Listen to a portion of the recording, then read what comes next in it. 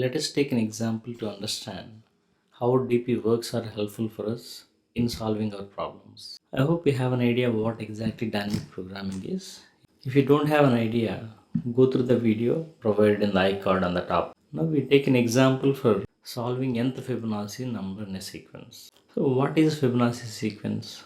If you look at the definition of it, any sequence of numbers in which each number is sum of the two preceding numbers. Generally, first two numbers in this sequence will be fixed.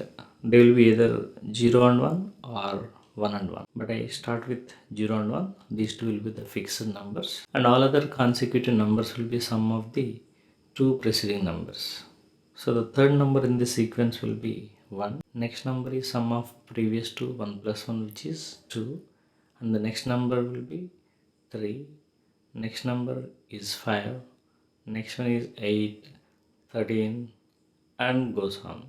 Then how do you find nth Fibonacci number in this sequence? Now we had to write a program to find out nth Fibonacci number. If we try to write a formula for it mathematically, how to find out nth Fibonacci number in this sequence? When n value is 0, it is 0. When n is 1, it will be 1. Other than 0 and 1, remaining all other numbers, f of n will be sum of their previous two numbers, like f of n minus 1 plus f of n minus 2. Then my aim is finding what is fifth Fibonacci number in the sequence. If you look at this program, now I had to find what is fifth Fibonacci number in the sequence. N value is here 5 in this case. If n is 0 or 1, then we return n. Here in this case, none of them are true. In the else part, this will be returned, which is Fibonacci of 4 plus Fibonacci of 3. Then I want the number, not this expression. Then how do you get it? So both of these functions are calling the function itself. So this is what is recursion, maybe you have an idea. Now let us trace this. So this is what is happening when I look for what is the Fibonacci of 5, like fifth Fibonacci number in the sequence. But there is some problem. If you look at this, so all the 3 times I had to find what is Fibonacci of 2. Finding Fibonacci of 2 for 3 times is wasting our time, and also Fibonacci of 1 we are trying to find it for multiple times. In this process we are repeating some computations over and over again. So the time taken for finding nth Fibonacci number grows exponentially. So it is not a big deal finding fifth Fibonacci number in the sequence by using this recursion. But if you think of finding 100th Fibonacci number, there will be multiple such repetitive computations will be done. So the time taken for it is growing exponentially.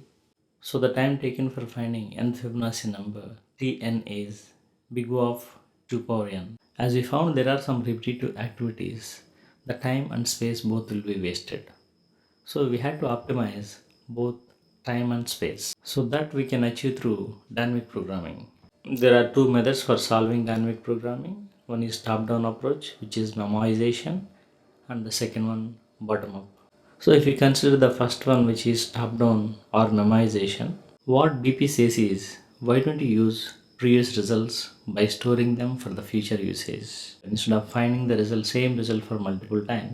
So let's write a program for finding nth Fibonacci number in the sequence by using memoization.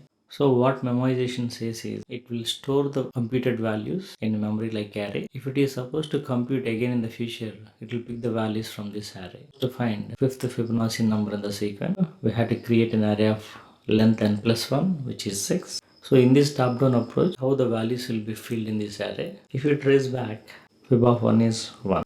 So this will be filled in the array of memoization process. So the one is stored here, fib of 0, 0 here in this case, that will be stored in the array.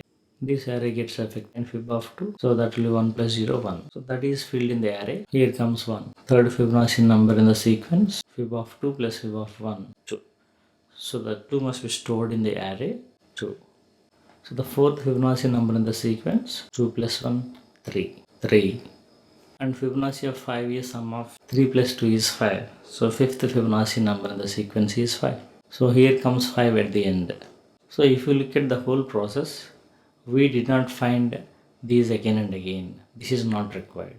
Finally, if you look at the number of calls for it, 1, 2, 3, 4, 5 and 6. So after applying DP through memoization, This n the Fibonacci number in the sequence has only n plus 1 calls. So the time complexity, the Tn here is big O of n. So the memoization reduces from 2 power n to n. So it saves our time. So the memoization is reducing time, but it is consuming space. If you are concerned about space even, then we'll go for bottom-up approach. How does this bottom-up approach works? In the bottom-up approach, we avoid recursion, instead we use iteration. So if you want to find fifth Fibonacci number in the sequence, as usual we are creating an array of length n plus 1, and you have to fill the values from left to right. We can see here 0th index and first index values are filled with 0 and 1. They were hard coded, and then remaining all other values from index 2, they're all filled with the previous two numbers. So here we prefer using bottom-up approach over memoization. Let us try to execute all these three programs with the recursion, memoization, and bottom-up approach. Let's see very first process finding nth Fibonacci number in the sequence by using recursion. Fib of 5, it is giving 5. Sixth Fibonacci number in the same sequence gives 8. We can get any number in the sequence. Ninth Fibonacci number in the sequence. It is taking some time. So let us look at the second approach, finding nth Fibonacci number through memoization. Finding sixth Fibonacci number in the sequence. Yes, it has given the result. And now I'm trying to find 100th Fibonacci number in the sequence. Yes, it has given result immediately. Even 1000 number in the sequence. The time taken for just recursion is different from memoization. So the time is reduced from exponential to polynomial. Let us see the third approach for finding nth Fibonacci number in the sequence. We are finding fifth Fibonacci number in the sequence. It's fine, it works well. 100 sequence, yes, it is fine. Finding 1000 Fibonacci number in the sequence. So both the top down and bottom approach, which is like dynamic programming, they are giving result faster. The processing time will be less. Can we use dynamic programming for every problem for solving it? No, not really. There are different algorithms for solving different types of problems. When it comes to dynamic programming, there are two factors to be considered. The very first one, it must have recursion.